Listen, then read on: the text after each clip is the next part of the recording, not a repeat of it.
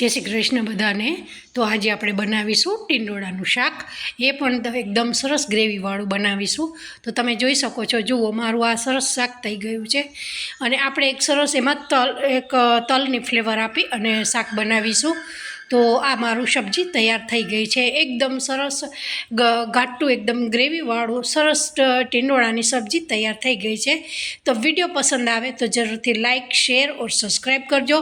अने आ तमे जोई शको छो, जुओ आ रीते आपणे तलनी फ्लेवर जे शेकेला तल नाखी अने सर्व कर्युं छे। तो हवे आपणे करवानुं शुं छे के पहेला सौथी पहेला टींडोळा होय छे एने आपणे आ रीते सरस पाणीमां धोई नाखवाना छे, एकदम सरस चोख्खा पाणीए धोई नाखी अने पछी आ रीते एक रूमालथी आपणे सरस एने साफ कर देवाना होय छे।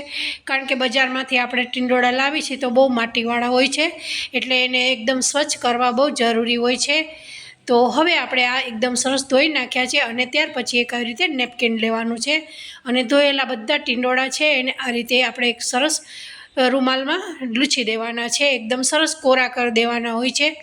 अने आ टींडोळानुं शाक एकदम सरस आपणे तेल में शेकी अने पछी आ रीते ग्रेवी करी अने सब्जी तैयार करवानी होय छे। तो जरूरथी आ मारी रेसिपी तमने बधाने पसंद आवे तो जरूरथी लाइक शेर और सब्सक्राइब करजो।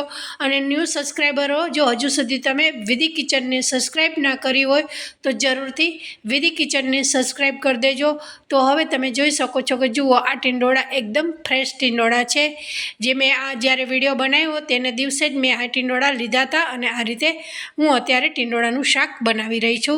तो हवे तमे जोई शको छो के जुओ आ रीते थोड़ाक मारा टींडोळा बियावाळा छे, पण थोड़ाक बियावाळा होय तो एनुं शाक बहु सरस थाय छे, कारण के एमां एकदम सरस ग्रेवीवाळुं सरस थाय छे। अने एकदम तमे कूणा बी लई शको छो, पण थोड़ाक मारा मोटा अने थोड़ाक बियावाळा टींडोळा हता तो बी एकदम सरस झीणी झीणी आपणे आ रीते चिप्स बनावी देवानी होय छे। तो हवे मारी बधी चिप्स तैयार थई गई है, मैं कापी अने तैयार कर दीधा है। त्यार पछी लसण लीधुं छे, टामेटानी एकदम सरस मैं टामेटानी छाल करी अने आ रीते मैं खांडणी में पीसी लीधुं छे। झीणी डूंगળી छे, एक लीलू मरचुं छे, बस आटली ज सामग्रीथी आ सब्जी सरस तैयार थई जाय छे। तो विडियो में एंड तक तमे बनी रहेशो तो ज तमने खबर पड़शे कि आ रेसिपी मैं केवी रीते बनावी।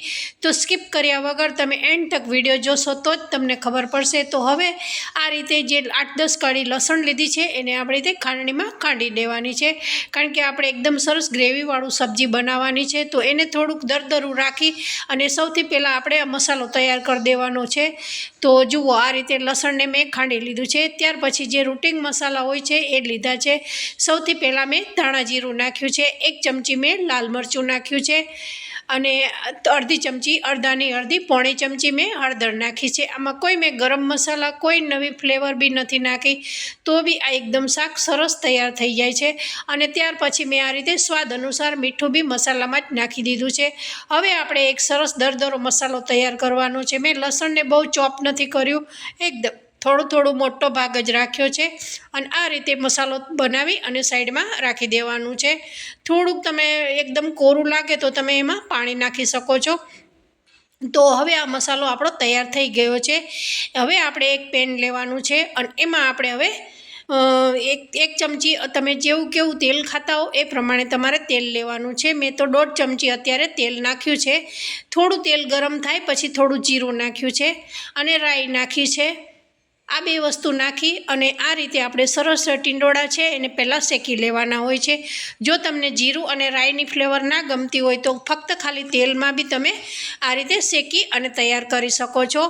त्यार पछी मैं एक लीलू मरचुं झीणुं कापीने तैयार राख्युं हतुं, एने बी अत्यारे तेल में ज फ्राय कर देवानुं छे, कारण के ए तेल में सरस शेकाई जाय तो स्वाद सरस आवे छे। तो पछी हवे टींडोळा जे आपणे कापी चिप्स तैयार करी छे एने हवे आ रीते तेल में शेकी देवाना छे। लगभग मैं धीमा तापे पाणी नाख्या वगर 7 થી 8 मिनिट माटे धीमा तापे थवा देवाना होय छे। आ प्रोसेस करवाथी शाकनो बहु सरस टेस्ट आवे छे।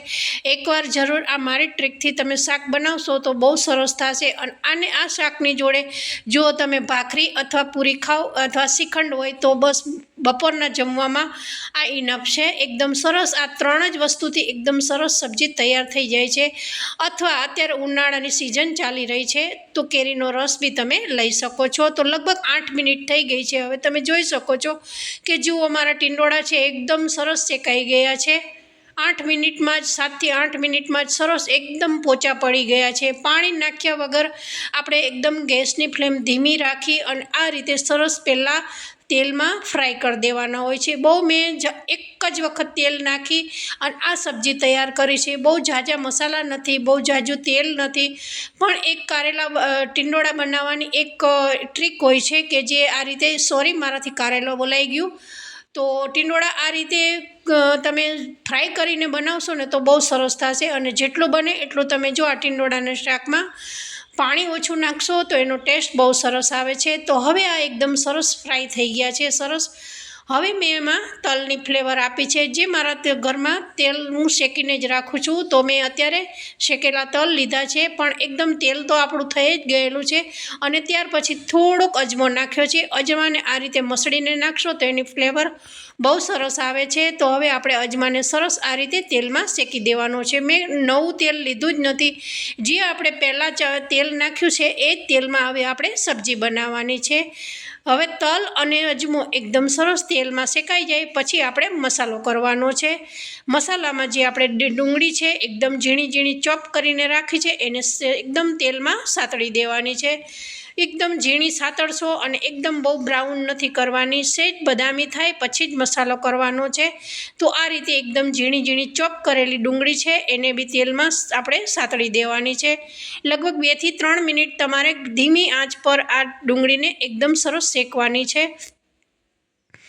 અને શેકાઈ જાય પછી જ આપણે ટામેટાની જે ગ્રેવી તૈયાર કરી છે, અને ટામેટાની ગ્રેવી મેં એમાંથી છાલ કાઢી નાખી છે. જો આ શાકમાં તમે ટામેટાની છાલ કાઢી અને પછી આ રીતે ગ્રેવી કરશો ને તો તમારું શાક બહુ સરસ થશે. કારણ કે એની જે ટીંડોળાના શાકમાં ગ્રેવી થાય છે ને એ બહુ સરસ થાય છે. જુઓ આ રીતે મેં ખાલી પલ્પ જ લીધો છે, છાલ કાઢી નાખી છે. અને મેં મિક્સરમાં કોઈ ક્રશ બી નથી કર્યું, ફક્ત મેં ખાંડણીમાં જ થોડુંક ચોપ કર્યું છે. તો જુઓ આ રીતે ડુંગળી સેજ થઈ ગઈ ગુલાબી, પછી આ રીતે ટામેટાની ગ્રેવી નાખી છે. હવે આ બે વસ્તુને આપણે સરસ તેલમાં સાતળી દેવાની છે. એકદમ સરસ ધીમી આંચ પર એકદમ તેલમાં બે વસ્તુને શેકતું જવાનું છે. અને પછી આપણે જે મસાલો કર્યો છે એ નાખી દેવાનો છે. તો હવે આ રીતે સરસ શેકાઈ ગયું છે. અને હવે આપણે એમાં જે આપણે મસાલો ખાંડણીમાં તૈયાર કર્યો તો પહેલાં એ જ આ રીતે નાખી દેવાનો છે. અને આ ટીંડોળાના શાકમાં મેં લસણની વધારે ફ્લેવર આપી છે, પણ તમે સ્કીપ કરી શકો છો. જો લસણ ના ખાતા હોવ તો તમે ખાલી ડુંગળી અને ટામેટાથી સરસ બનાવી શકો છો. ત્યાર પછી તમે જોઈ શકો છો કે જુઓ એમાં તેલ ફૂટી રહ્યું છે. અને હવે આપણે એમાં આ મસાલો સરસ તૈયાર થઈ ગયો છે. અને હજુ આપણે ગ્રેવી કરવાની છે, તો થોડો બી મોટો ભાગ રહી ગયો હોય એને સ્પેચ્યુલાની મદદથી આ રીતે સરસ દબાવી અને ફરીને આપણે એમાં આ રીતે મિક્સ કરી દેવાનું છે. અને એકદમ સરસ મસાલાવાળી ગ્રેવી આપણી સરસ તૈયાર થઈ ગઈ છે. અને આમાં લગભગ મેં અડધી જ વાટકી પાણી નાખ્યું છે. બહુ મેં ઝાઝું પાણી બી નથી નાખ્યું, કારણ કે ટીંડોળામાં જેટલું પાણી પડે છે એથી સ્વાદ બહુ સારો નહીં આવતો. તો હવે તમે જોઈ શકો છો જે આપણે સરસ શેકી અને ફ્રાય કરી અને આ રીતે ટીંડોળા તૈયાર કર્યા છે એને હવે આપણે મસાલામાં મિક્સ કરી દેવાના છે. એકવાર જરૂરથી બનાવજો. અને આ શાક એકદમ ડ્રાય બી થાય છે અને ગ્રેવીવાળું થાય છે, પણ મેં ડ્રાય નથી બનાવ્યું. જુઓ આ સમયે તમારે બસ થોડુંક પાણી નાખી અને ડ્રાય બી બનાવી શકો છો, તો બી બહુ સરસ થાય છે. અને અત્યારે ઉનાળાની સિઝન ચાલી રહી છે અને આવું ટીંડોળાનું એકદમ ડ્રાય શાક હોય અને કેરીનો રસ હોય અને પૂરી હોય તો બહુ સરસ થાય છે. અને બપોરના સમયે જો આવું શાક મળી જાય ને તો બીજું કોઈ આપણે આને અથાણું હોય જોડે. અને હવે તમે જોઈ શકો છો કે જુઓ અડધાની અડધી જ મેં વાટકી પાણી નાખ્યું છે. મેં બહુ ઝાઝું પાણી જ નાખ્યું નથી, કારણ કે મારા ટીંડોળા સરસ શેકાઈ ગયા છે, પણ મસાલો મિક્સ કરવા માટે થોડુંક મીઠું અને મસાલો મિક્સ થઈ જાય એટલા માટે મેં અડધાની અડધી વાટકી જ પાણી નાખ્યું છે. અને લગભગ હવે આપણે આને 3 થી 4 મિનિટ થવા દઈશું. 3 થી 4 મિનિટમાં હું તમને બતાવીશ. જુઓ આ મારું શાક સરસ તૈયાર થઈ ગયું છે. અને મેં થોડુંક જ ગ્રેવીવાળું રાખ્યું છે, બહુ ઝાઝું પાણી એમાં તમને જોઈ શકો છો કે જુઓ છે જ નહીં. બસ આ રીતે એકદમ ડ્રાય બી નથી અને એકદમ સરસ ગ્રેવીવાળું લચકા પડતું શાક મારું ટીંડોળાનું સરસ તૈયાર થઈ ગયું છે. તો જુઓ આ રીતે સરસ તમે બી બનાવી શકો છો આ જ રીતે. જો મારી ટ્રીકથી તમને એકદમ વિડીયો જોયા પછી પસંદ આવે તો જરૂરથી તમારા ઘરે બી, અત્યારે ઉનાળાની સિઝન ચાલી રહી છે, શ્રીખંડ છે આની જોડે અથવા રસ છે, તો આ બે વસ્તુની જોડે આ એકદમ ટીંડોળાનું શાક બહુ સરસ થાય છે. તો જરૂરથી મારી રેસીપીને ટ્રાય કરજો. હવે આપણે શાક તૈયાર થઈ ગયું છે અને હવે આપણે એમાં સર્વ કરીશું. તો એકદમ સરસ લચકા પડતું ગ્રેવીવાળું શાક ટીંડોળાનું સરસ તૈયાર થઈ ગયું છે. એકદમ સરસ જે લગ્ન પ્રસંગમાં મળે છે એ જ ટાઈપનું આવું ગ્રેવીવાળું શાક તૈયાર થઈ ગયું છે. ટીંડોળાનું શાકમાં એકદમ ગ્રેવીવાળું થાય છે અને એક ડ્રાય બી થાય છે. તો મેં થોડું એકદમ ફ્લેવર તલની આપી છે અને એમાં થોડોક અજમો અને આ રીતે લસણવાળું શાક તૈયાર થઈ ગયું છે. પણ તમે લસણ ના ખાતા હો તો તમે સ્કીપ કરી શકો છો. તો જરૂરથી આ મારી રેસીપીને ટ્રાય કરજો અને વિડીયો પસંદ આવે તો જરૂરથી સૌથી પહેલાં લાઈક કરજો અને બેલ આઇકનવાળું બટન છે એ જરૂરથી દબાવશો તો મારા વિડીયોની તમને નોટિફિકેશન મળતી રહેશે. તો આ મારું એકદમ ટીંડોળાનું શાક, અત્યારે ઉનાળાની સિઝન છે અને ટીંડોળા બહુ જ બજારમાં મળે છે, ફ્રેશ ટીંડોળા મળે છે, તો જરૂરથી ટ્રાય કરજો. તો બધાને જય શ્રી કૃષ્ણ.